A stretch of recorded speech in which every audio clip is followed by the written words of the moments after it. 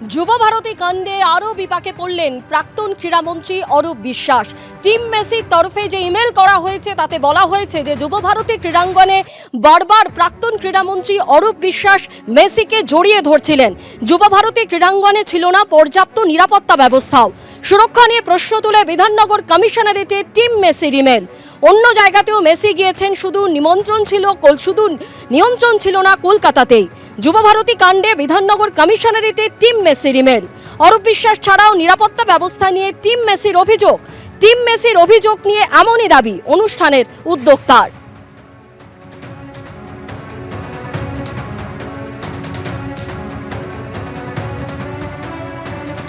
Lionel মেসির টিমের তরফে বিধাননগর পুলিশ কমিশনারেটকে একটা ইমেল পাঠানো হয়েছে। সেই ইমেল সম্পর্কে যদি আপনি বলেন যে সেই ইমেলে কি রয়েছে। কনসালটেন্ট এবং অ্যাডভাইজার যিনি এসেছিলেন মেসিস টিমের সঙ্গে এবং মাঠে ছিলেন সেদিনকে, তিনি এই চিঠিটা করেছেন, চিঠিটা পাঠিয়েছেন পুলিশ কমিশনার বিধাননগরকে। এবং যেইটুকু আমি জানি সেখানে পরিষ্কার করে বলা আছে যে যেরকম ভাবে অরূপ বিশ্বাস মেসিকে জড়িয়ে ধরেছিলেন এবং টাচ করেছিলেন তাতে মেসি আপসেট হয়েছিলেন, এবং যে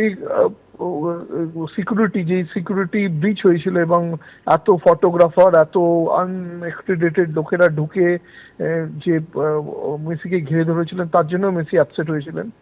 এবং স্পেসিফিক্যালি বলা ছিল যে চিঠিতে লেখা আছে যে চিফ মিনিস্টার ছাড়া কাউড ওখানে থাকার কথা ছিল। মেসির সিকিউরিটি এবং মেসির টিমের সঙ্গে আলোচনা করেছে, মেসির সিকিউরিটির জন্যই মেসিকে আমরা পার করেছিলাম, কেননা না হলে মেসির যদি কিছু হয়ে যেত সামনে ওয়ার্ল্ড কাপ এবং এটা একটা ইন্টারন্যাশনাল প্রবলেম হয়ে যেত। অন্যদিকে প্রাক্তন সেচ মন্ত্রী মানস ভূঁইয়ার বিরুদ্ধেও এফআইআর দায়ের করা হলো সবং থানায়।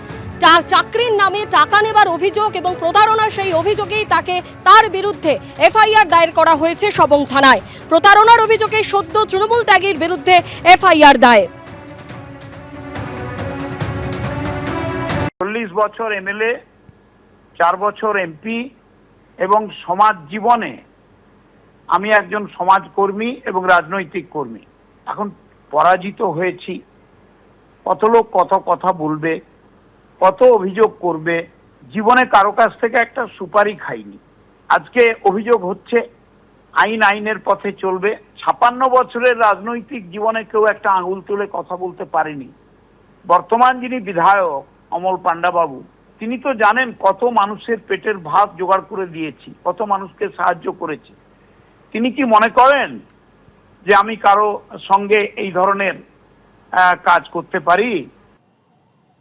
আমি যতদিন মানুষবাবু আমি একসঙ্গে যখন কাজ করেছি তখন এর কথার সঙ্গে এর কোনো সম্পর্ক নেই। এরপরে তারপর যারা দায়িত্ব নিয়ে কাজ করছে তারাই ভালো বলতে পারবে। আমি এ সম্বন্ধে মানুষের বিরুদ্ধে অভিযোগ করতে যাব কেন? আমি এসব অভিযোগ করতে যাই না। তবে সকল লোক আমাকে চেনে এবং জানে তাদের কি হয়েছে, কে চাকরি পাচ্ছে কে না পাচ্ছে ওরা ওদের ব্যাপার। এটা সম্বন্ধে আমি জানিও না, আমি কোনো খোঁজও রাখি না। তবে কানাঘুষা এইসব কথা শুনি, আমি খুব আমল দিই, তো আমার কিছু করার নেই। হ্যাঁ, কানে এসছে, কানে আসেনি তা না, আমি খবর পেয়েছি, শুনেছি। অন্যদিকে আপনারা জানেন যে প্রাক্তন তৃণমূল কাউন্সিলর সুশান্ত ঘোষ, যাকে পুরী থেকে আজকে গ্রেপ্তার করা হয়েছে, কলকাতা পুলিশের এসটিএফ তাকে পুরী থেকে গ্রেপ্তার করেছে। এই নিয়ে কলকাতা পুরসভার 10 জন প্রাক্তন তৃণমূল কাউন্সিলর তাদেরকে গ্রেপ্তার করা হলো। এর আগে 10ই জুন স্বপন সমাদ্দার প্রাক্তন মেয়র পরিষদ, 9ই জুন সুস্মিতা ভট্টাচার্য, 7ই জুন মোহাম্মদ জসিম উদ্দিন, 6ই জুন বাপ্পাদিত্য মণ্ডল যিনি 101 নম্বর ওয়ার্ডের প্রাক্তন তৃণমূল কাউন্সিলর, 3রা জুন বিশ্বজিৎ মণ্ডল 114 নম্বর ওয়ার্ডের প্রাক্তন তৃণমূল কাউন্সিলর, তাকে গ্রেপ্তার করা হয়। মহেশ শর্মা 42 নম্বর ওয়ার্ডের প্রাক্তন তৃণমূল কাউন্সিলর, তাকেও গ্রেপ্তার করে পুলিশ। অরিজিৎ দাস ঠাকুর 106 নম্বর ওয়ার্ডের তৃণমূল কাউন্সিলর, তিনিও গ্রেপ্তার হন। 2রা জুন 36 নম্বর ওয়ার্ডের প্রাক্তন তৃণমূল কাউন্সিলর সচিন সিংকে গ্রেপ্তার করা হয়। অন্যদিকে 23শে মে সুদীপ পল্লী 123 নম্বর ওয়ার্ডের প্রাক্তন তৃণমূল কাউন্সিলর তাকে গ্রেপ্তার করে পুলিশ। আর আজ পুরী থেকে গ্রেপ্তার করা হলো 108 নম্বর ওয়ার্ডের প্রাক্তন তৃণমূল কাউন্সিলর সুশান্ত ঘোষকে। তার বিরুদ্ধে হুমকি, তোলাবাজি, একাধিক ধারায় মামলা রুজু করা হয়েছিল এবং এই মামলা রুজু করার পর থেকে তার কিন্তু কোনো খোঁজ পাওয়া যাচ্ছিল না। এর আগে তার গাড়ির চালক তাকে গ্রেপ্তার করা হয় একেবারে বেলদা থেকে, কিন্তু তারপরেও তার কোনো খোঁজ পাওয়া যাচ্ছিল না। আজকে পুরী থেকে তাকে গ্রেপ্তার করা হয়েছে। তোলাবাজি, হুমকি সহ একাধিক ধারায় মামলা রুজু করা হয়েছে প্রাক্তন তৃণমূল কাউন্সিলর সুশান্ত ঘোষের বিরুদ্ধে।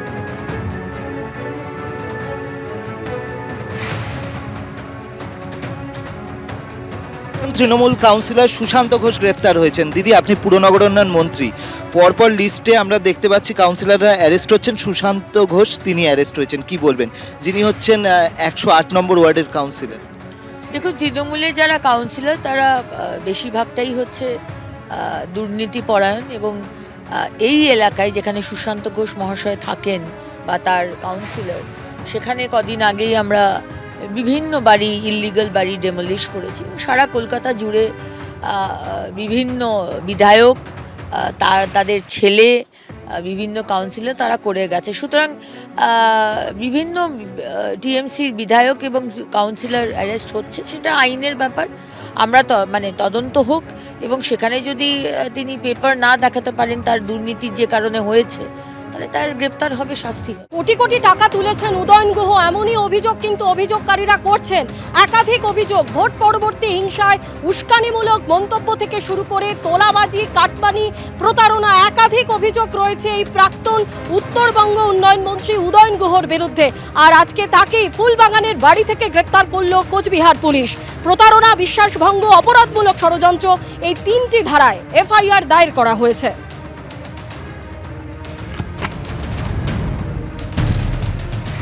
যেমন গ্রেপ্তার তো অনেকেই করা উচিত ছিল ওনাকে, কারণ ওনার নামে অনেক মামলা আছে। উনি রতন ভবনের খুনে যেমন 1 নম্বর আসামি আছেন, পঞ্চ শহীদের নাম আছে ওনার। উনি বীজ কেলেঙ্কারি করেছেন, উনি আবাস যোজনায় দুর্নীতি করেছেন, উনি চাইল্ড কেয়ার নামে দুর্নীতি করেছেন। তো এরকম ভুরি ভুরি, এবং 21-এর নির্বাচনের পরে যে আমাদের জাতীয় মানবাধিকার কমিশন এসেছিল কোচবিহারে, ওনার নাম যে রেখেছিল নোটিস ক্রিমিনালের মধ্যে, তার মধ্যে 1 নম্বর নাম ওনার আছে তালিকার মধ্যে। তো এরপরে অনেক আপনারা দেখেছেন যে ওপেন স্টেজে বিভিন্ন ধরনের উনি মন্তব্য করতেন। তো অনেকেই গ্রেপ্তার করা হচ্ছিল, আর উনি ভেবেছিলেন যে ভোটের পরে ভেঙে গিয়েছিলেন, ভাবছেন যে এখানে এভাবে বেঁচে যাবে। আইন সবার জন্য এটা পরিষ্কার, এতদিন আইন যেমন ব্যবস্থা নেয়নি, তো সেই বিগত সরকারের আমলে, কিন্তু এখন নতুন সরকার এসছে, উনি যা যা ক্রাইম করেছেন, যা যা অন্যায় করেছেন, সব ওনার বিরুদ্ধে, সব কিছুর বিরুদ্ধে ব্যবস্থা গ্রহণ হবে। আইনে যা হবে তাই হবে। তবে জেনারেলি তো এই নতুন সরকার ভিন্ডিকটিভ হয়েছে, প্রতিশোধমূলক মনোভাব নিয়ে চলছে, তার মধ্যেই উদাহরণ করেছে। এবিপি আনন্দ, এগিয়ে থাকে, এগিয়ে রাখে।